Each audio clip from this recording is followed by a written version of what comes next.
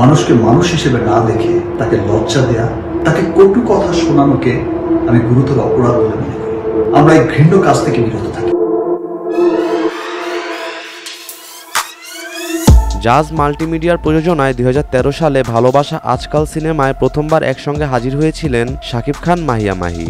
7 বছর পর 2020 সালে তারা জুটি বাঁধেন নবাব LLB সিনেমায়।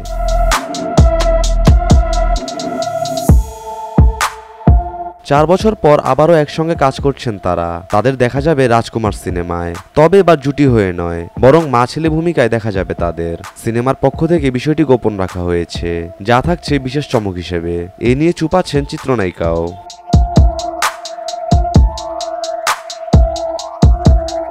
বাংলাদেশ, আমেরিকা, ভারতে কাজ ও দুবাইয়ের বুর্জ খালিফাতে ট্রেলার প্রদর্শনী সহ নানা চমকে ঠাসা ছবি রাজকুমার। আছেন আমেরিকান অভিনেত্রী কোর্টনি কফি। হিমেল আশরাফ পরিচালিত ঈদের রাজকুমার সিনেমায় শাকিব খানের মায়ের চরিত্রে অভিনয় করছেন মাহিয়া মাহি।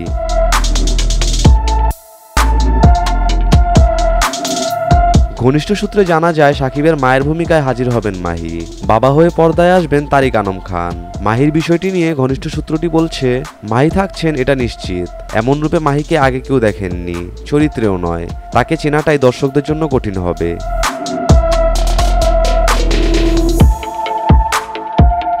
জানা গেছে, পারিবারিক সম্পর্ক এবং একজন স্বপ্নবাজ তরুণের বাংলাদেশ থেকে যুক্তরাষ্ট্রে যাত্রার গল্পকে কেন্দ্র করে নির্মিত হয়েছে রাজকুমার। আসন্ন ঈদে বাংলাদেশের পাশাপাশি সিনেমাটি মুক্তি দেওয়া হবে যুক্তরাষ্ট্র, লন্ডন, মধ্যপ্রাচ্য, কানাডা, ইন্ডিয়া সহ বিভিন্ন দেশে।